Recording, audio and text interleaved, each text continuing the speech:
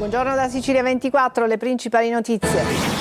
Etna, Catania, resta chiuso l'aeroporto, non si vola sino alle 18, poi nuovo aggiornamento, disagi anche allo scalo di Trapani.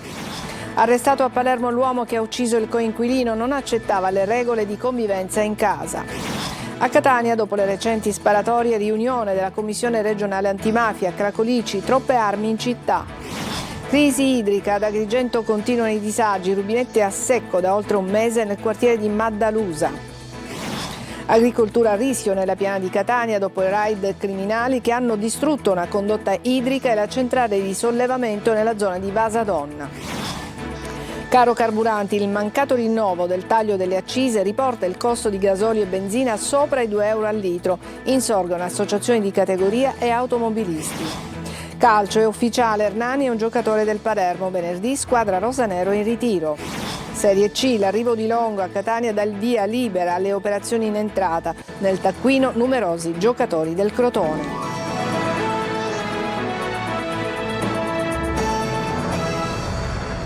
Bentrovati, l'eruzione dell'Etna e la dispersione della cenere vulcanica continua a creare disagi e ad imporre la chiusura dell'aeroporto di Catania. Non si vola e non si atterra almeno sino alle 18, poi ci sarà un nuovo aggiornamento. Ma ci colleghiamo in diretta con lo scalo di Fontanarossa dove c'è per noi Eva Spampinato. A te la linea. Sì, Adelaide, buongiorno. Ecco, questa è la situazione che vedi in diretta dall'aeroporto Fontanarossa di Catania, dove da 14 ore non si parte e non si atterra qui a Catania. A dominare la scena in questo momento è l'Etna, con la nube di cenere vulcanica ben visibile anche da qua, che ha raggiunto i 4 chilometri.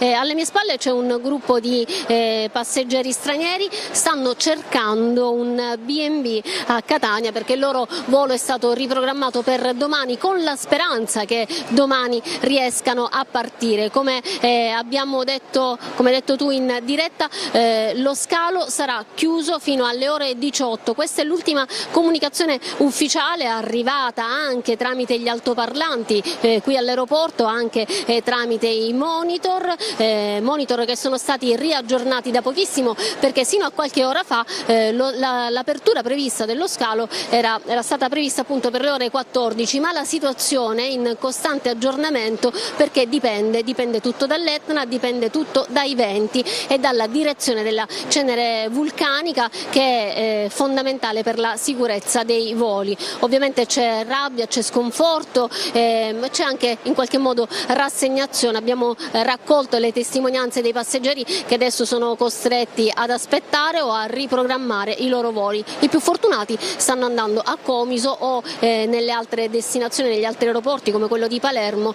dove appunto che saranno raggiunti tramite gli autobus. Quindi sentiamo le interviste e poi restituisco la linea allo studio. Inizialmente che saremmo partiti, che era tutto bloccato fino alle 12, poi adesso la comunicazione alle 2 e sul tabellone il mio aereo era riportato alle 3:30 con ritardo. Avevo l'aereo schedulato per Bologna alle 10:05, Ryanair, chiusura fino alle 14, rischedulato alle 14:05, Ryanair informa che è stato ulteriormente rischedulato alle 14:45, però proprio lei mi dà l'informazione che sembrerebbe che fino alle 18 l'aeroporto sia chiuso. Che notizie abbiamo? Niente, ormai siamo bloccati qua. Quando dovevate partire? E fra 2 ore, invece non ci danno nessuna sicurezza, per cui prendiamo il treno, ci varcheremo su fino a Zurigo in treno e ci metteremo 2 settimane. È l'unica soluzione. Io domani ho un provino e ho perso il mio volo, nessuna risposta, non ci dicono niente proprio, non sappiamo nulla. Siamo rimasti qua bloccati, abbiamo fatto nuovi voli, abbiamo perso i soldi dell'hotel, abbiamo perso i soldi del volo e non ci rimborsano nulla. Ci è andata bene perché noi abbiamo il volo domani, quindi speriamo venga confermato. E disagi anche all'aeroporto di Trapani, dove centinaia di passeggeri sono stati proprio dirottati sul Florio. E a questo si è aggiunto il ritardo nell'arrivo degli autobus e ha creato tantissimi malumori e polemiche negli oltre 1000 passeggeri dirottati da Catania a Trapani. Laura Spanò. Anche Anche all'aeroporto di Trapani Birgi gravi disagi e ritardi a catena a causa dei numerosi voli dirottati da Catania, 8 i voli arrivanti al Vincenzo Florio. Lo scalo aereo da dopo le 23 fino alle 9 di stamane ha dovuto gestire un'emergenza senza eguali, un'emergenza resa ancora più difficoltosa vista l'ora in cui è scattata. Su Trapani, dice il presidente di Erges Salvatore Ombra, abbiamo gestito 1285 passeggeri. L'avviso è arrivato alle 23 di domenica sera. Da quel momento ci siamo messi alla ricerca di autobus per poter far arrivare i passeggeri a Catania. Come era prevedibile, notevole è stato il disagio di chi ha dovuto attendere l'arrivo dei bus in aeroporto. Noi come Erges, dice ancora Ombra, abbiamo chiesto aiuto alla Regione, alla Protezione Civile, all'AST per far arrivare i pullman nel più breve tempo possibile, ma molti erano impegnati già su Palermo per via della stessa emergenza. Siamo coscienti del disagio patito dai passeggeri, ma abbiamo cercato di renderlo meno pesante. Il personale dello scalo di Birgi non si è fermato un attimo fino a stamane alle 9. Vista la situazione del vulcano, non è escluso che l'emergenza permanga. E adesso l'omicidio in via San Polo a Palermo. Nella notte è stato emesso il provvedimento di arresto per Francesco Cusumano, il 38enne è accusato di omicidio volontario aggravato dopo l'uccisione del coinquilino Francesco Spataro. Ma sempre ieri nel capoluogo una nuova intimidazione al Bar Sherry dello Zen e il capoluogo siciliano è nella morsa dell'insicurezza. Marco Gulla. È stato emesso nella notte il provvedimento di arresto per il 38enne Francesco Cusumano, responsabile dell'omicidio di via San Polo a Palermo. Ieri l'uomo, intorno alle 11:30, ha ucciso a coltellate Francesco Spataro, 53 anni, con il quale conviveva insieme a una terza persona, in quel momento fuori casa, per fare la spesa. Per il 38enne l'accusa è di omicidio volontario aggravato. Cusumano non sopportava le regole imposte dai coinquilini, delle quali si era lamentato fino a pochi giorni prima con la portinaia dello stabile, cui aveva detto che gli altri due non gli lasciavano usare la cucina. Dopo l'omicidio l'uomo si è barricato in casa, ha aperto il gas e ha minacciato di far esplodere tutto il palazzo. Dopo una trattativa durata circa 6 ore, Cusumano si è consegnato ai carabinieri. Una domenica di ordinaria follia che era iniziata con la terza intimidazione ai danni del Bar Sherry allo Zen. Oltre 30 colpi di Kalashnikov sparati contro una vetrata esterna del locale che è ormai nel mirino di Cosa Nostra. Da 3 settimane i picciotti del Pizzo hanno dato il via a un'escalation mirata contro l'attività che non si sarebbe piegata alle richieste di racket. La raffica ha mandato in frantumi la vetrata laterale, poi sostituita dopo i rilievi della polizia scientifica. Passano le settimane, nonostante appelli, la visita del ministro dell'interno Matteo Piantedosi, l'aumento del numero delle telecamere e degli agenti di polizia, Palermo continua a vivere in un clima di terrore. Intimidazioni ed episodi di violenza si intrecciano quasi quotidianamente. Sempre a Palermo sono stati arrestati 3 uomini per la violenta rapina compiuta in centro il 1° gennaio ai danni di un giovane che ha riportato lesioni e un trauma cranico. Dopo le sparatorie delle ultime settimane si è riunita in prefettura a Catania la Commissione regionale antimafia, preoccupata dalla recrudescenza della criminalità in città. Ai vertici investigativi si chiedono dati precisi sulla filiera di approvvigionamento delle armi. Luca Ciliberti. A Catania si continua a sparare senza tregua. Nel fine settimana gli ultimi preoccupanti episodi in via Ammiraglio Caracciolo, in via Stella Polare. A giugno l'agguato in piazza Montana, 3 feriti minorenni e 6 arrestati che hanno evidenziato come gli storici clan della mafia catanese si riorganizzino e soprattutto arruolino manovalanza. Fenomeni preoccupanti, tanto che la Commissione regionale antimafia è tornata nuovamente a Catania, dove si era già riunita lo scorso 13 marzo e ha fatto tappa in prefettura per fare il punto sulla recrudescenza della criminalità di stampo mafioso in città. Come si vede, la mafia ha un sistema ciclico.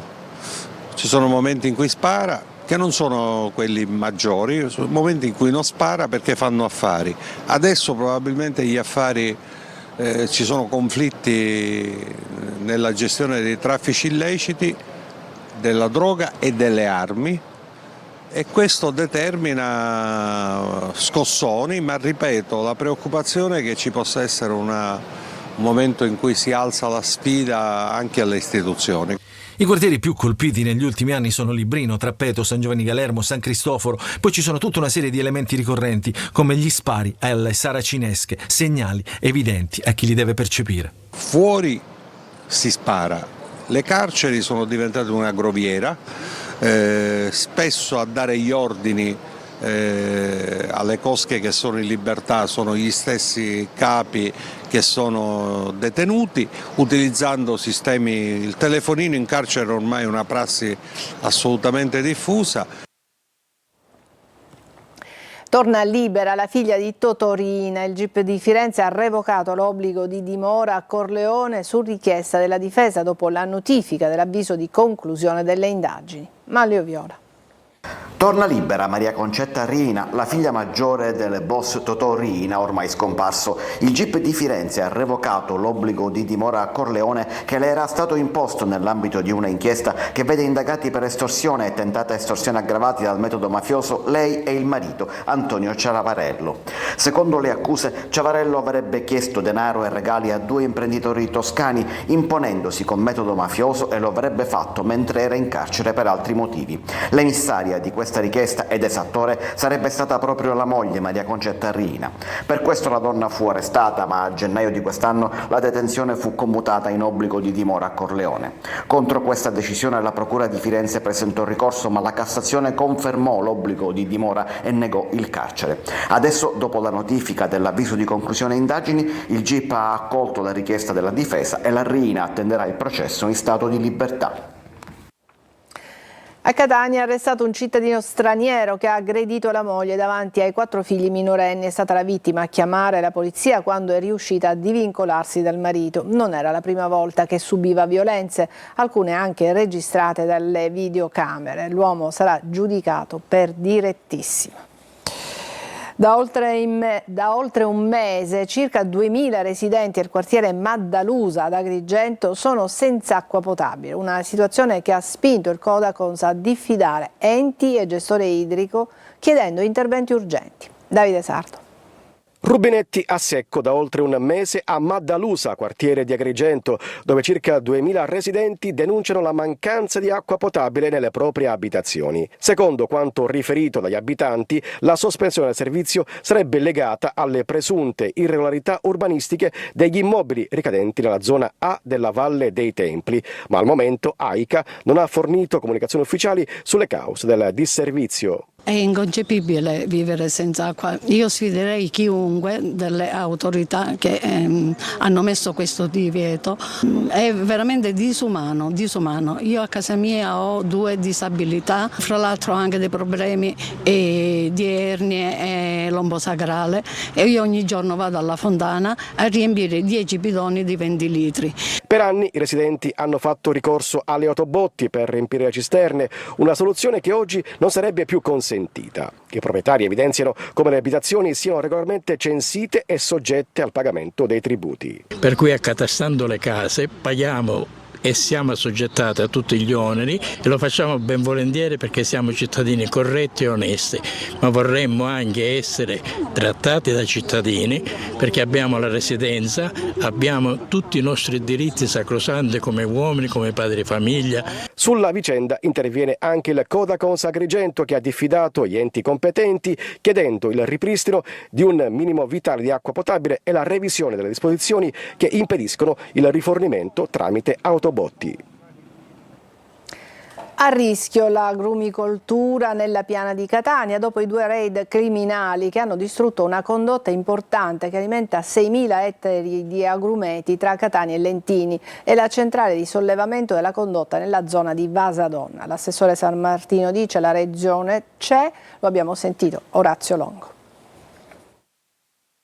Non usa mezzi termini l'assessore regionale all'agricoltura e vicepresidente della regione San Martino. I 2 raid vandalici da parte di ignoti che mettono a rischio la produzione agrumicola della piana di Catania sono atti contro gli agricoltori in primis e anche contro le politiche del governo. È chiaro che gli interventi che il governo stanno facendo toccano interessi di chi vende l'acqua, di chi approvvigiona quelle aree negli anni in cui il disservizio la faceva da padroni. Nella notte del 3 luglio è stata sfondata e rotta una condotta importante che alimenta 6.000 ettari di agrumeti tra Catania e Lentini.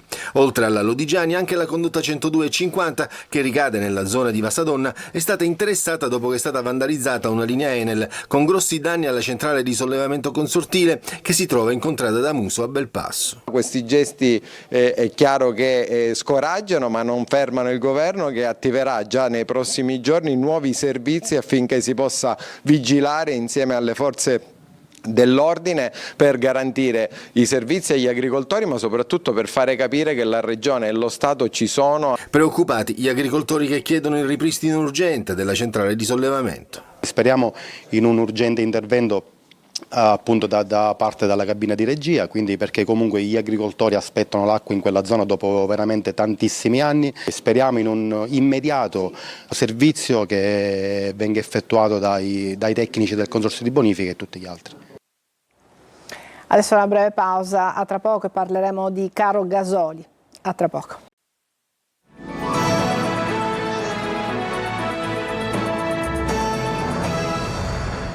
Il mancato rinnovo del taglio delle accise riporta i carburanti sopra i 2 euro al litro. Insorgono le associazioni di categoria e anche gli automobilisti. Tonino De Mana. I prezzi della benzina sono 1,94 per il gasolio e 1,86 per la benzina. Modalità servito invece si sfora e si va sopra i 2 euro. Sì, si va sopra i 2 euro, diciamo che il prezzo anche prima dell'aumento delle accise nel servito è stato sempre oltre i 2 euro perché c'è un differenziale che va dai 20 ai 30 centesimi a seconda delle compagnie petrolifere. Scende il prezzo del barile di greggio da $120 dell'aprile scorso a 68 di oggi, ma risale quello di benzina e gasolio che in modalità servito tornano stabilmente sopra i 2 euro al litro. Si fa sentire e suscita reazioni polemiche lo stop dello sconto sulle accise ed insorgono associazioni di categoria ed automobilisti. Viva l'Italia! Questa è l'Italia. Cosa ne pensa? Ma niente, che pensare che non ci arrivo a fine mese? A fine mese non ci arrivo con la pensione. Soprattutto per le famiglie che non hanno soldi veramente, manco da mangiare, che non si possono spostare, a me quelli mi fanno pena. Fortunatamente non faccio tanti chilometri. Quanto incide sul tuo bilancio? Abbastanza. Diciamo un buon 20% dello stipendio va nella benzina. Non vuole sentire parlare di speculazioni il presidente della Figis calabrese, secondo cui gli aumenti hanno motivazioni ben precise. In Europa paghiamo lo scotto del fatto che negli ultimi anni sono state chiuse diverse raffinerie, altre sono state convertite ai biocarburanti, quindi noi importiamo quasi tutto il prodotto raffinato dal resto del mondo. E c'è anche da dire che noi non vendiamo prodotto grezzo, ma vendiamo prodotti raffinati. Una stangata prevista per le associazioni dei consumatori con il mancato rinnovo del taglio delle accise che costerà agli automobilisti quasi 1,5 miliardi di euro su base annua, con un pieno da 50 litri in appena 2 giorni, rincarato di quasi 2 euro. Compie 80 anni e resta uno dei simboli più riconoscibili della moda. Il bikini racconta il corpo, la libertà e il costume di ogni epoca. Veronica Barbarino. Piccolo nelle dimensioni, enorme nel significato, il bikini festeggia 80 anni e continua a essere uno dei capi più iconici della moda, che racconta l'evoluzione della società e del costume. Nato nel 1946, fu inizialmente considerato troppo audace per l'epoca, ma il cinema, prima con Brigitte Bardot, poi con Ursula Andress, contribuì a cambiare la percezione del pubblico. Da quel momento il bikini ha cambiato forme, tessuti e stili, fino ad oggi. Cosa dire del bikini che indossano oggi le ragazze e non solo le ragazze, che io chiamerei filo interdentario. Viva la libertà, però siamo arrivati ad un eccesso. Ora ci sono dei modelli troppo esagerati, tipo il dietro che con lo solo spacco. Io non sono d'accordo su quel tipo di costume. Il bikini va bene, ce l'ho pure io, quindi. Un costume che accompagna le trasformazioni della società. Sembra una cosa che dimostri anche un'evoluzione nella cultura delle persone. Molte portano bikini e anche persone che stanno bene in carne, come me per esempio. E quindi, tra un tuffo e una tintarella, auguri a un'icona di libertà. Nasce il progetto Rete Lampedusa che punta a raccogliere tutte le associazioni del paese che operano nell'assistenza e nella costruzione di un futuro per i migranti. Si parlerà di questo oggi a Sicilia 24 Focus. Ospiti Roberta Lunghi saranno Pietro Bartolo, presidente del movimento ed ex europarlamentare, Agostino Sella, segretario del nascente movimento e presidente dell'associazione Don Bosco, e il fotoreporter Antonio Parrinello. Appuntamento su Telecolor oggi alle 14:30. I vostri messaggi alla linea WhatsApp 342 74 55 005. Adesso una pausa e poi il calcio.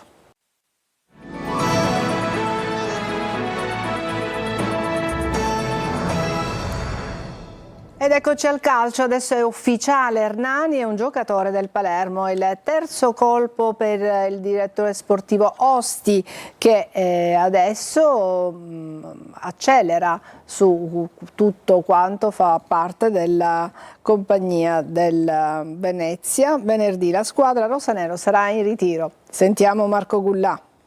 Hernani è ufficialmente un giocatore del Palermo, come previsto. Il club rosanero ha ufficializzato in mattinata l'ingaggio dal Monza del centrocampista brasiliano. Si tratta del terzo colpo dopo Estevez e Cassandro. Venerdì la squadra di Inzaghi inizierà il ritiro precampionato in Trentino Alto Adige e il tecnico potrà quindi contare su 3 nuovi innesti, anche se l'obiettivo del direttore sportivo Carlo Osti è quello di arrivare a Mattia Compagnon. I contatti tra il club rosanero e l'entourage del giocatore, classe 2001, restano intensi. Il profilo è considerato tra i più adatti alle esigenze tecniche della squadra. I prossimi giorni saranno probabilmente cruciali per capire se le buone sensazioni raccolte finora si tradurranno in una fumata bianca. Non è l'unica pista seguita dal Palermo per rinforzare il reparto avanzato, resta viva anche quella che porta ad Almquist, esterno offensivo del Parma. In lista ci sono inoltre Rui Modesto, per cui sono già stati avviati discorsi con l'Udinese, e Rao, di proprietà del Napoli. Nei giorni scorsi al Palermo è stato offerto anche Andrea Belotti, svincolato dopo l'ultima stagione a Cagliari. Il club rosanero però non è interessato. Sul fronte delle uscite invece al momento non si registrano novità. Settimana importante per il Catania tra mercato e organizzazione del ritiro pre-campionato. L'arrivo di Longo dà il via alle operazioni in entrata. Nel taccuino ci sono numerosi giocatori del Crotone. Tonino De Mana. Mercato e organizzazione del ritiro in 2 sedi, la prima al Massimino, la seconda a Norcia, in Umbria. Inizia una settimana importante per il futuro del Catania, che dopo le ufficializzazioni del DS Parrà e del tecnico Longo darà il via alla campagna di rafforzamento. Servirà un'accelerazione per consegnare al nuovo allenatore un organico che possa dare l'assalto ancora una volta alla Serie B. Le delusioni delle passate stagioni, nonostante gli esborsi economici, impongono riflessioni e valutazioni, con un organico da rinnovare sotto l'aspetto numerico, contrattuale e qualitativo, con conseguente abbassamento dell'età media. Di obiettivi ce ne sono già tanti, contatti avviati con il Crotone per quei calciatori che Longo conosce bene per averli allenati negli ultimi 2 campionati. Per la mediana interessano Vinicius e Gallo, per l'attacco Musso, nome col quest'anno, e Zunno, per la difesa di Pasquale. Oltre a Capomaggi e Scognamiglio, che difficilmente lasceranno Salerno e Benevento, Varrà ha un dialogo aperto con l'attaccante Ferdinando De Sole, con cui ha lavorato a Potenza. Parecchi estimatori per Andrea Rizzopinna, il cui cartellino è valutato dal Cosenza a €500.000, trattabili comunque in uscita. Gimenez fa gol agli spagnoli del Castellón e sono tante le richieste per Gherardi, Celli, Dini e Cargnelutti. È tutto per questa edizione di Sicilia 24, grazie per averci seguito, buon pomeriggio.